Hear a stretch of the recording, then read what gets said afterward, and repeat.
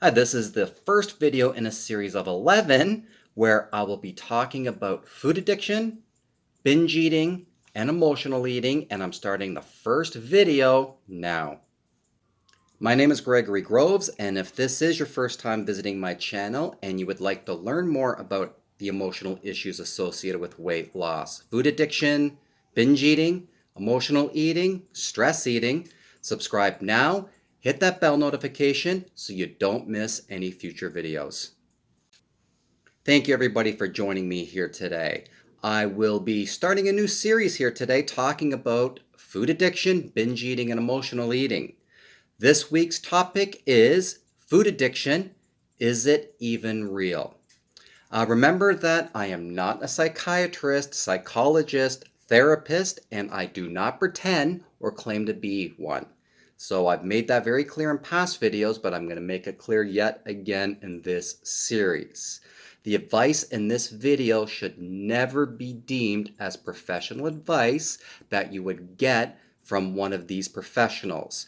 I am, however, an extreme weight loss transformation expert who does specialize in the emotional issues associated with weight loss, which is where issues I personally struggled with during my own journey, where I lost 101.5 pounds. So let's talk about food addiction now and talk about if it's even real. First, answer the following 6 questions. I will make sure that I add them to the description below after the video is over, so don't worry about that. They'll be there for you. Okay, so the first question is, do you struggle to eat in moderation? Number 2, do you make or create excuses for failing to avoid the foods you are craving? Number 3, do you frequently crave foods following nutritious meals? Number 4, do you feel unable to control your consumption of unhealthy or trigger foods? Number 5, do you have issues with saying no to certain foods, maybe like cheese or bread or pasta? And number 6, are you ready to just give up? Well, you're not alone. I've definitely been there myself. Food addiction is not a lack of willpower, though. I just want to get that out of the way. It's an imbalance of your dopamine levels. And unlike other addictions, we do, in fact, need food to survive. So, yes, food addiction definitely is a real thing. And it's a real issue and struggle for many people, myself included. One thing I do want to make clear here, you are not doomed. Regardless of where you are right now in your journey, know that you're not alone and know that it is absolutely changeable. Stop looking at yourself as pathetic, weak, and incapable. You just haven't found the right tools yet that you personally need to heal. All addictive behavior is a way of seeking to activate the brain to release dopamine, serotonin, and adrenaline. You need this to feel happy, which of course is temporary. Just like other addicts, someone who is addicted to food will seek out their trigger foods as a way to soothe themselves or to calm down or to help them feel happy. Statistics show that most addictions stem from childhood. Most, not all, but most addictions do stem from childhood, which is actually something I talk a lot about in my own program. I do spend a lot of time on childhood influences exercises, and a lot of addiction specialists will probably do something similar.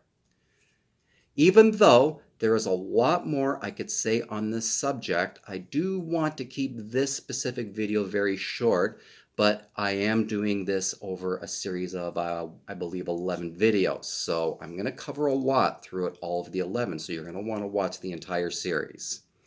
So what I'm going to do now, I'm just going to wrap this up with 4 easy to implement strategies that you can start using right now. Number 1, start using deep breathing exercises and or meditation. This can help with stress, anxiety, feeling overwhelmed. And deep breathing meditation is actually something I do every single morning, and I've been doing this for many, many years. Number 2, start a gratitude and goal setting journal. Gratitude will help you in appreciating what you already have, and goal setting will help you to set a plan of action. So start a journal that deals with both. The third one, exercise. For those of you who follow me, you had to have known that was coming. Exercise. Exercise will help increase your dopamine, your serotonin, and adrenaline naturally, which studies have shown can help control cravings on a long-term basis. So exercise.